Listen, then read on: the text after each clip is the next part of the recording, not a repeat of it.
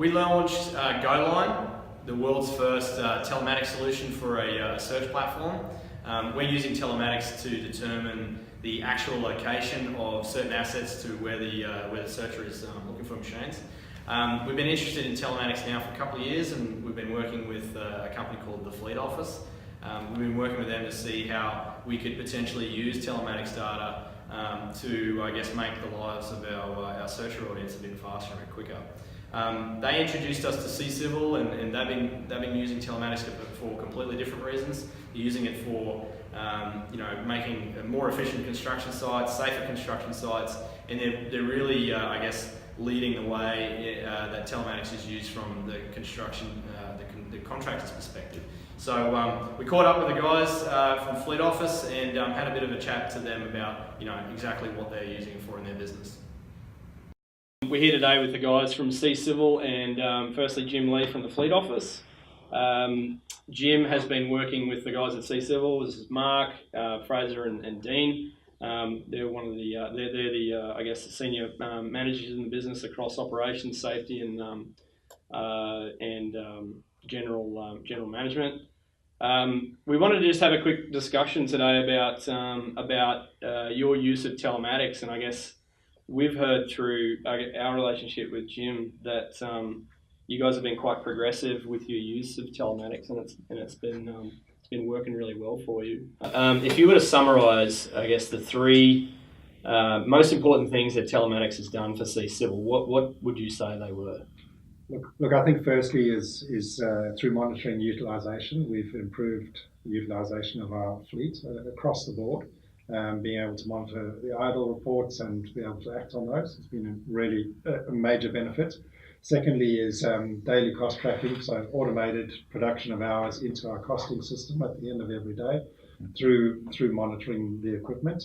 And I guess thirdly is further to what Dean said, just the safety aspects and components, the utilisation of the system to monitor the position and speed of our equipment during any incidents or I suppose community complaints has been a major benefit to the organisation. We've also been able to use the system to defend ourselves. Yeah. We've had members of the community accusing drivers of doing this speed through this area. Yeah. And within a very short space of time, we put a different front onto the community. Okay, we'll sort that out, we'll go and investigate that. Yeah. But in a short space of time, we can get the answer back so that we don't go and point the finger at the driver. Yeah, right. So all those people that ring up C-Civil and say, "Oh, you just cracked my window and I need a new window, your truck," and then you can say, "So my truck was nowhere near you." So they're the positives. We built a system within a system for Dean when he had this problem of people going, "Oh, there's one of your trucks, or there's one of your cars. What was the rego? I don't know. What's the guy look like? I don't know. It's definitely one of your cars, though." We built something called Spot Search, which traditionally telematics, you look at where an asset is. In this case, we looked at a space and did a query of what was in there at that time. So he goes, "It was roughly 12 o'clock. Spot Search goes, 12 o'clock, bang, who was there? And it shows you up who was at that intersection at that time. And every day, every single day, we still get calls, and we don't leave any customer hanging. It's a continued relationship. We get calls every single day, mainly Peter down south, and he's got a query. "Hey, what was the speed here? What was going on here? Can you tell how far these trucks were on this bridge? Because sometimes they shouldn't be on the bridge at the same time or whatever." And a lot of the time, quite right, they're false, or maybe someone a little bit overexcited in the community about something when they're not speeding, they're not doing anything wrong. I had a sales guy that got busted having a sleep at McDonald's in the iSeekplant ute. That would have been perfect for that. Because the truck drivers know that the system is in their cab, that system in itself modifies their behaviour. So, Jim, the project that we're working on between the Fleet Office and iSeekplant, how do you think it is most beneficial to people with rental equipment? Well, for a long time, I've sat on both sides of the table as hiring equipment, trying to find equipment for my customers, and also working with the hirers themselves to try and find work. The frustration has always been that whenever you're searching for a piece of equipment, you're finding the office or the depot, and the equipment is very rarely located in the depot. It can be all over Australia. Therefore, if we could find a way to tell members of the public who are searching for plant that a piece of equipment they're looking for is nearby, and point them to that company, whether they're based in Cairns, Melbourne or Sydney, point them to the right company that has the equipment or the asset nearby, we can just save a lot of time, energy, and money, bring our freight costs down, save the environment by driving less kilometres with a 40-tonne digger on the back. Less trucks on the road. Move it around less, and overall get the best utilisation of equipment that may or may not be getting used at that time. So, Jim, you've had the pleasure of working with a lot of rental equipment companies and on-road equipment companies and even civil contractors. You've mentioned to me in the past that you particularly like working with C-Civil. What makes them so exciting for someone like you who's, I guess in the technology revolution age of civil construction? Why do you like working with these guys so much?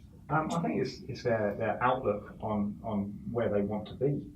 They're really innovative in their approach and very open in their vision about what they want to be and what they want to do. And they understand that things can't stand still. Mm-hmm. To stay on top, to even compete in the future, you have to innovate. And these guys do that very well, and they've been very open with me. I've been a part of their team, from the day they asked me to come on board. I've been kept in board meetings and conversations and worked really closely with them. And there's never really been a no. There's never been a shut door. It's been okay, let's try this. And some of the things we've tried haven't worked out ideally. Most of them have, and we've come up with some really good products as you've heard about today. So if I was to put it down to anything, I'd say it's their ability to see that change needs to happen. Yep. Well, and I guess from the guys from C-Civil, I mean, we wanted to partner with Jim because he's really well. Firstly, there's a lot of big companies out there that are trying to do telematics and telematic solutions in the civil industry. We wanted to work with Jim because he's really fast and progressive, and any ideas that we come up with, he can actually put them into action very, very quickly, which the other bigger companies just couldn't do.